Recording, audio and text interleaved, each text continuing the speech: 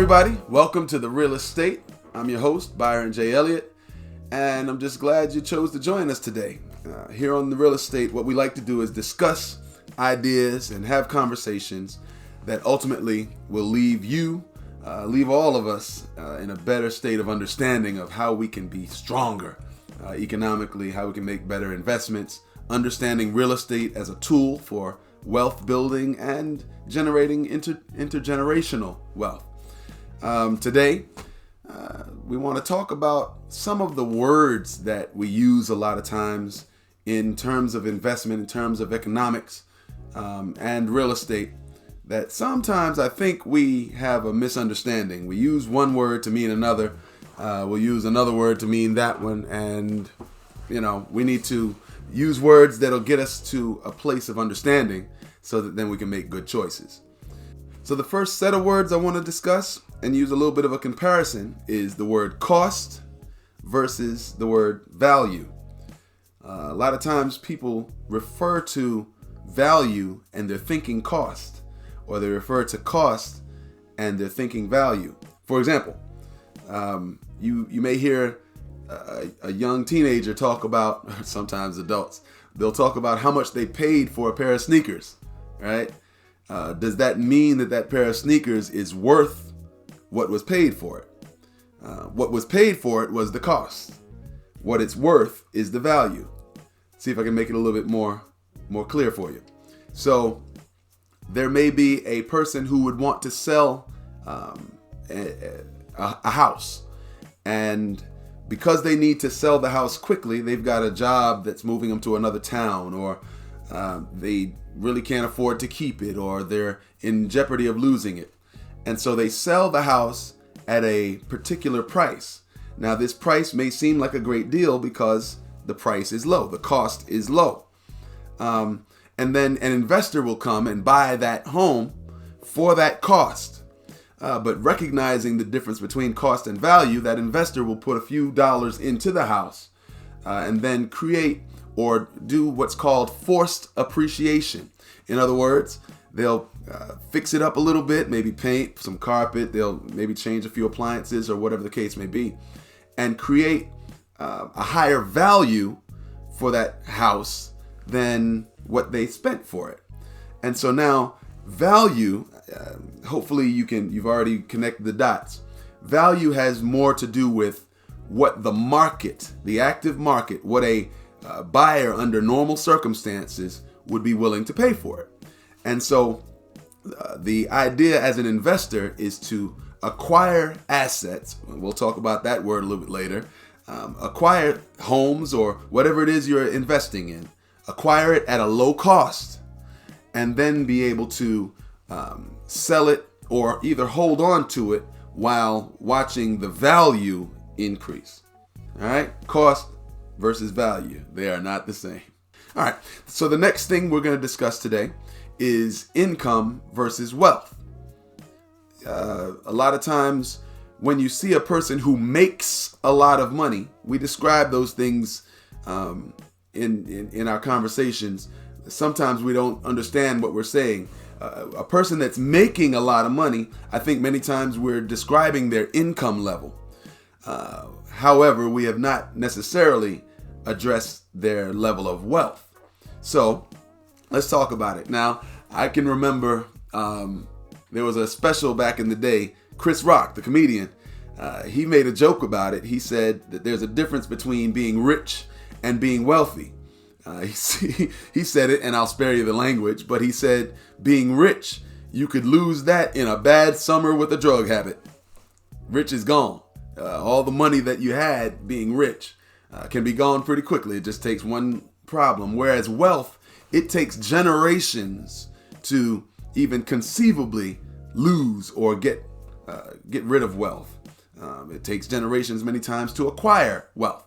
So what is the difference between income and wealth? Well, simply put, income is the money that you are currently earning based on your labor, your work, or even the performance of some investments you've made. We'll talk about that word in a little while. So income happens regularly Income is what's coming into your bank account based on the way you've positioned yourself. Your salary at your job, that would be considered income. Anything you receive, maybe benefits from the military for all of my soldier or former soldier family, that would be income. Even when you have a property or something of that nature that brings in rent money, that's income. When you sell an item, you put it on Facebook or on Craigslist or whatever you've done to sell, say, your television. When that money comes in, that would be regarded as income. The thing about income is that it tends to go up and down depending on what the situation is. That's different from wealth, because wealth is a generator of power based on income that has been taken out of circulation. In other words, wealth is money or a set of resources that is set to the side, does not need to be used in order for you to survive, and wealth becomes your ability to hold and accumulate and to have passive residual income, money that's making money while you're sleeping. That's what wealth can do for you. Money that's making money while you're not paying attention. That's what wealth can do for you. Whereas income comes as a result of wealth. That's true. But income typically, there's something we need to do to make sure or to precipitate that income, to make it come in. So income versus wealth. Income is what's coming in. Wealth is what you're able to hold on to and ultimately pass from generation to generation. Before we move on, I just want to remind each of you to like, share, subscribe to this channel, and take part in the conversation that's going on here on the Realist State, where our goal is to create empowerment in our families, our communities, based on principles, including real estate. Also, if you're watching us on YouTube right now, but maybe there's another situation where you'd want to use a streaming platform, you'd want to listen to the audio of the podcast. Well, you can find us on all the streaming platforms, from Apple Podcasts to Spotify and all the other ones. And then you can also, if you are listening to us in podcast format right now, make sure you go and find us on YouTube on the Water Walkers LLC page. All right, so back to our topic. We're discussing words that matter, words that are sometimes misused or misunderstood when it comes to real estate, when it comes to investment and economic empowerment. So the next one we want to discuss today is the difference between a purchase and an investment. Purchasing and investing sometimes can look like the same thing. They can look very similar, but they're very different. The reason is, when you purchase a thing, you simply said that you spent money to acquire whatever that item is. Whether it's a home or a car, whether it's clothes, or you can purchase tickets to a movie. Once upon a time, we used to be able to do that. Purchase simply means you've spent money to acquire an item or acquire a resource or a service. Whereas an investment goes a little further, because you do have to purchase an investment, right? However, the intention behind the purpose is that the investment will yield a return. Let me see if I can break that down for you. So an investment would be to purchase a particular item in order to be able to either resell it at some time, whether soon or later, or you would hold on to it and watch its value increase. So see if you can connect the dots here. When you purchase a thing for a particular cost, then you're not really concerned about its value over time unless you are considering it to be an investment. Many times people invest in real estate without even knowing they're making an investment. The people who are buying homes to live in are making one of the most powerful investments you can make in your entire life.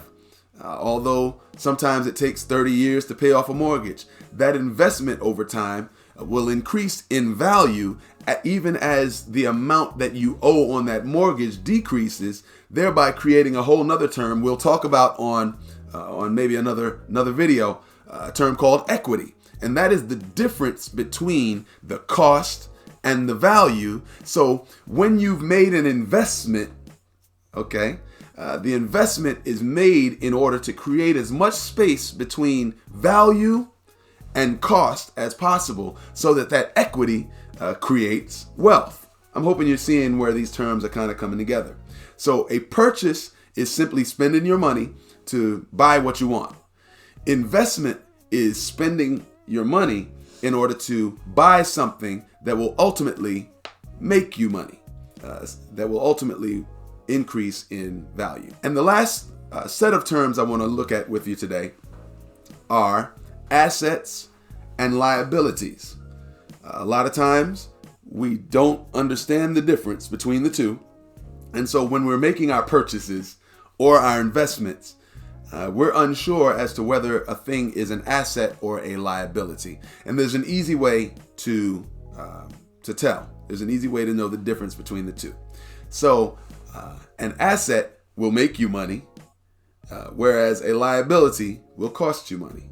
And this is on an ongoing basis. This is a continual process.